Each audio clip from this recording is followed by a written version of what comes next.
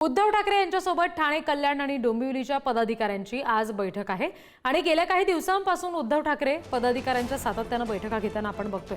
राज ठाकरेंनी काल पदाधिकाऱ्यांना जो कानमंत्र दिला त्यानंतर आता उद्धव ठाकरे आपल्या पदाधिकाऱ्यांना काय सांगतात हे पाहणं महत्त्वाचं आहे। आणखी तपशील आपण घेणार आहोत। प्रतिनिधी पद्मेश पवार आपल्याशी जोडले गेलेले आहेत त्यांच्याकडून। पद्मेश, आता ही जी बैठक सध्या मातोश्रीवर होतीये त्याच्या संदर्भात नेमकं काय आणखी तपशील देता येतील? कुठले महत्त्वाचे मुद्दे आज उद्धव ठाकरेंकडून उपस्थित होऊ शकतात?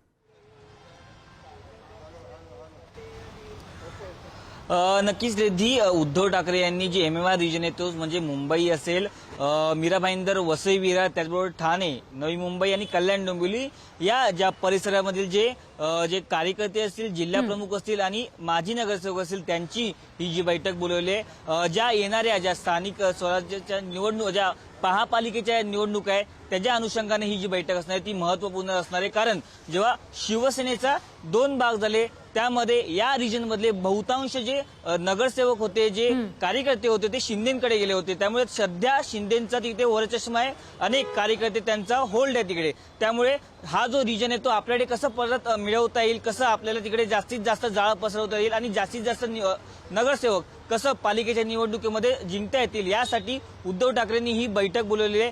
स्थानिक लेवलचे जिल्हा प्रमुख असतील आणि माजी नगरसेवक हे हळूहळू आता मातोश्रीवरती पोहोचतायत। आपण जर पाहिलं उद्या उद्धव ठाकरे यांचा दिल्ली दौरा आहे, त्याच्या अनुषंगाने ही देखील ही बैठक महत्वाची असणार आहे। कार्यकर्त्यांना कसं कानमंत्र देतील हे पाहणं महत्वाचं असणार आहे। कारण एकनाथ शिंदेंना जर शह द्यायचं असेल तर उद्धव ठाकरे यांना एक नवी फळी ठाण्यामध्ये, कल्याण डोंबिवलीमध्ये एक उभी करावी लागणार। कारण तिकडे एकनाथ शिंदेचं बळ खूप जास्त आहे आणि त्यामुळे आता अनेक जे स्थानिक पदाधिकारी आहेत ते आता हळूहळू पोहोचतात आणि उद्धव ठाकरे त्यांना काय मार्गदर्शन करणार हे पाहणं खूप महत्वाचं असणार आहे। अगदी, आणि त्याच्यामुळे बैठक संपली की पुन्हा एकदा पुढचे तपशील तुमच्याकडून घेऊ।